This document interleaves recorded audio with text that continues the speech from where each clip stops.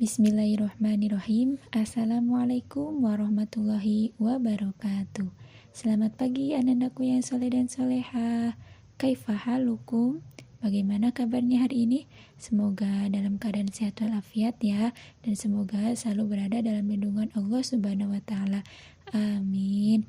Selamat belajar kembali di tahun ajaran baru di kelas 5 semester pertama. Di bab pertama ini kita akan mengaji surah Atin, di mana kita akan belajar tentang makna kandungan surah Atin, cara membacanya yang baik dan benar menurut ilmu tajwid, dan juga cara menulisnya dengan secara benar.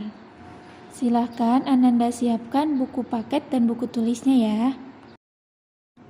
Adapun tujuan pembelajarannya yaitu setelah Ananda memahami tentang surah Atin, Ananda mampu membaca surah Atin dengan tartil dan memahami maknanya dengan benar, dan juga Ananda mampu menulis kalimat-kalimat dalam surat Atin dengan benar. Surah Atin termasuk dalam kelompok surah Makkiyah, yaitu surah yang diwahyukan Allah sebelum Nabi Muhammad SAW hijrah ke Madinah. Surah Atin terletak pada juz 30 dan merupakan surah yang ke-95. Surah ini terdiri atas 8 ayat. Nama surah ini diambil dari kata yang terdapat dalam ayat pertama. Atin artinya buah tin, yaitu nama buah yang terdapat di wilayah Jazirah Arabia. Berikut ini adalah teks bacaan surah Atin. Kita baca bersama-sama ya. A'udzu billahi minasyaitonir rajim. Bismillahirrahmanirrahim.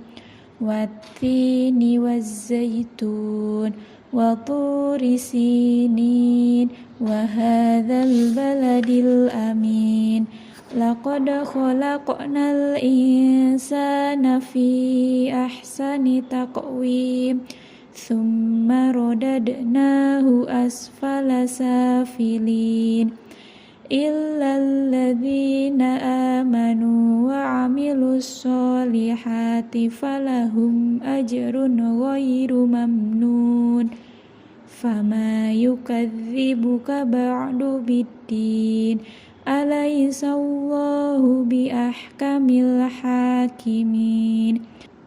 Shadaqallahul azim. Nah, itulah bacaan surah Atin. Ananda wajib menghafalnya ya. Nah, sekarang kita akan belajar tentang hukum bacaan tajwid pada surah Atin. Dalam surah Atin terdapat beberapa hukum bacaan tajwid. Yang pertama yaitu ada qalqalah. Qalqalah artinya memantulkan. Hurufnya ada 5, yaitu qaf, to, ba, jim, dal. Apabila nun mati atau tanwin bertemu dengan huruf yang 5 ini yaitu qaf, to, ba, jim, dal, berarti dibacanya yaitu dipantulkan. Nah, yang kedua ada mad tabi'i. Mad tabi'i artinya mad artinya panjang, dan tabi'i artinya yaitu asli. Hurufnya ada 3, yaitu alif mati didahului oleh patah, waw mati didahului oleh domah, dan ia mati didahului oleh kasroh. Nah, inilah hukum bacaan mad tabi'i.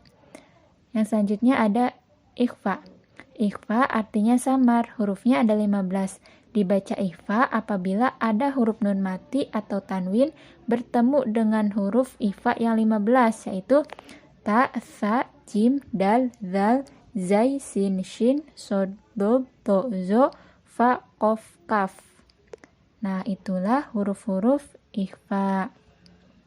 Yang selanjutnya ada izhar syafawi. Izhar syafawi yaitu dibacanya jelas.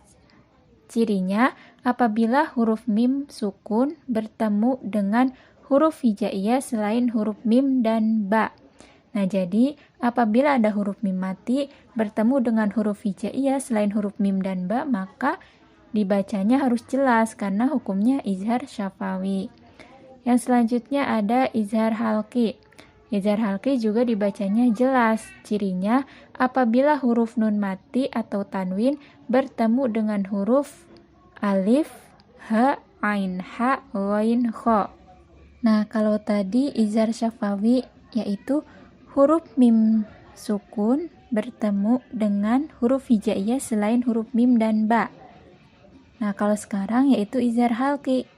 Kalau izhar halqi yaitu huruf nun mati bertemu dengan huruf yang 6 ini, yaitu alif, ha, ain, ha, ghain, kha. Maka dibacanya harus jelas karena hukum bacaannya yaitu izhar halqi.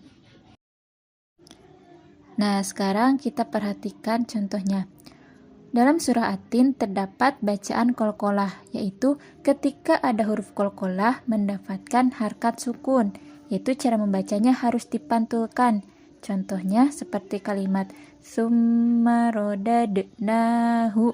Nah, rodadnahu. Tadi kan huruf qalqalah ada berapa? Ada 5 ya. Qaf, to, ba, jim, dal. Nah, di sini ada huruf dal yang mendapatkan harkat sukun, maka dibacanya harus dipantulkan. Rodadnahu. Nah, contoh yang kedua yaitu laqad. Laqad. Nah, di sini juga ada huruf dal yang berharkat sukun, maka dibacanya harus dipantulkan. Nah, kata yang selanjutnya yaitu ada kalimat taqwimin. Nah, taqwimin di sini ada huruf qaf yang berharkat sukun. Nah, tadi huruf qaf termasuk huruf qalqalah kan? Jadi dibacanya harus dipantulkan. Selanjutnya ada kata khalaqna. Khalaqna. Nah, qafnya itu dipantulkan karena berharkat sukun dan hukum bacaannya yaitu qalqalah. Nah, yang selanjutnya yaitu dalam surah At-Tin terdapat bacaan mad, yaitu panjangkan bacaan jika terdapat tanda mad, baik ketika berharkat fathah, kasroh maupun domah. Adapun cirinya yang berharkat fathah yaitu contohnya laqad khalaqnal insana sana. Nah, sa-nya itu hukumnya yaitu mad tobi'i atau mad asli karena di situ terdapat alif mati didahului oleh patah. Sa. Nah, itu ada alif mati didahului oleh patah. Contoh selanjutnya yaitu wa amilus solihati. Solihati. Nah, itu ada kata so. So itu kan tandanya patah berdiri. Patah berdiri itu yaitu pengganti alif. Jadi so di sini itu hukumnya mad tobi'i. Dan kata selanjutnya itu di situ ada 2 mad tobi'i yaitu kata hati. Hanya juga kan patah berdiri. Patah berdiri itu artinya yaitu pengganti alif. Nah, seperti itu. Jadi itu tuh aslinya itu alif mati didahului oleh fathah. Jadi alifnya tidak ada, jadi digantikan menjadi patah berdiri. Nah, itu hukum bacaannya yaitu mad tobi'i. Yang selanjutnya yaitu yang berharkat kasroh. Watini. Watini. Tini. Ya mati didahului oleh kasroh. Nah, maka hukum bacaannya yaitu mad tobi'i. Selanjutnya yaitu walturisi nina. Nina. Nah, di sana ada ya mati didahului oleh kasroh, maka hukum bacaannya yaitu mad tobi'i. Yang selanjutnya yaitu mad domah. Illalladzina amanu. Nah, manu, nu-nya itu kan waw mati didahului oleh domah. Nah, maka hukum bacaannya yaitu mad tobi'i. Yang selanjutnya yaitu dalam surah At-Tin terdapat bacaan ifa yang harus dibaca mendengung dan izhar syafawi juga izhar halqi yang harus dibaca jelas. Contohnya yaitu lafaz al-insanu. Insanu, nun mati bertemu dengan sa. Nah, sa itu termasuk huruf ifa. Maka dibacanya harus samar. Nah, Alasannya yaitu ada huruf nun sukun bertemu dengan huruf sin. Insana. Nah, di sana ada nun mati bertemu sin, maka hukum bacaannya yaitu ikhfa. Selanjutnya yaitu falahum ajrun. Nah, hum ajrun. Nah, di situ ada mim mati bertemu alif, maka dibacanya harus jelas. Yaitu alasannya karena ada huruf mim sukun bertemu dengan huruf alif. Nah, selanjutnya yaitu kata ajrun ghairu. Ajrun ghairu, run ghairu. Nah, di situ ada tanwin bertemu dengan ghain, maka dibacanya harus jelas karena ada huruf ro tanwin bertemu dengan huruf ghain, maka dibacanya harus jelas karena ghain termasuk huruf izhar halqi. Selanjutnya ada kata mamnu'in. Nah, mamnu'in dibacanya itu izhar syafawi, harus dijelaskan. Nah, di sana ada huruf mim sukun bertemu dengan huruf nun. Mamnu. Nah, maka dibacanya harus jelas karena hukum bacaannya yaitu izhar syafawi. Selanjutnya kita akan belajar tentang makna kandungan dalam surah At-Tin. Ayat pertama yaitu maknanya Allah menjelaskan bahwa Allah Subhanahu wa taala bersumpah dengan buah tin dan buah zaitun. Sumpah menunjukkan kesungguhan Allah Subhanahu wa taala dalam memberikan peringatan kepada manusia. Ayat ini ditujukan kepada bangsa Arab ketika itu. Buah tin dan buah zaitun merupakan tanaman yang paling dikenal di wilayah Arab. Dengan itu, mereka bisa memahami makna sumpah Allah Subhanahu wa taala tersebut. Nah, itulah makna kandungan dalam ayat pertama. Sedangkan ayat yang kedua yaitu Allah Subhanahu wa taala bersumpah menggunakan nama gunung, yaitu Gunung Sinai. Gunung Sinai adalah tempat ketika Nabi Musa alaihissalam mendapatkan wahyu dari Allah Subhanahu wa taala berupa kitab Taurat.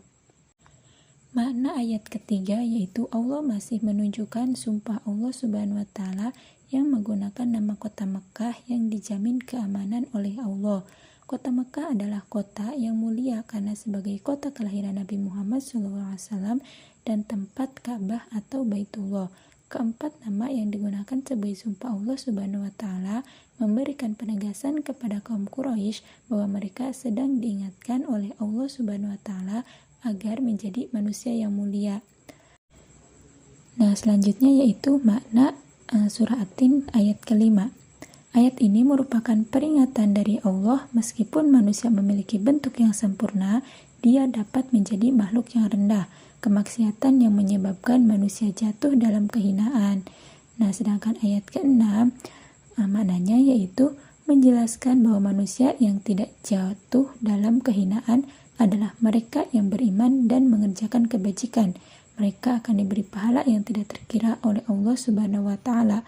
Dengan demikian, keimanan dan amal soleh dapat meningkatkan derajat manusia. Kejahatan dan kemaksiatan dapat merendahkan martabat manusia. Nah, selanjutnya yaitu makna surah At-Tin pada ayat ke-7, yaitu ayat ini ditujukan kepada orang-orang yang tidak beriman dan mengerjakan kebajikan. Allah bertanya kepada orang-orang yang ingkar, mengapa mereka tidak mempercayai hari pembalasan, padahal Allah telah memberikan keterangan dan bukti yang nyata, tetapi orang-orang tersebut mempercayainya. Sedangkan ayat yang ke-8 maknanya yaitu Allah bertanya lagi kepada orang-orang yang ingkar bahwa Allah Tuhan yang Maha Adil dalam memberikan pembalasan. Orang-orang yang beriman kepada Allah dan mengerjakan kebajikan akan memperoleh pahala yang tidak terkira. Begitupun sebaliknya, orang yang ingkar akan mendapatkan dosa. Alhamdulillah, materi tentang mengaji surah At-Tin di bab pertama ini telah selesai. Selamat dan semangat belajar di rumah bersama ayah dan bunda, anandaku yang soleh dan soleha. Semoga materi yang telah ibu sampaikan bisa bermanfaat dan bisa ananda fahami ya. Mohon maaf apabila terdapat kesalahan. Terima kasih. Sekian dari ibu. Wassalamualaikum warahmatullahi wabarakatuh.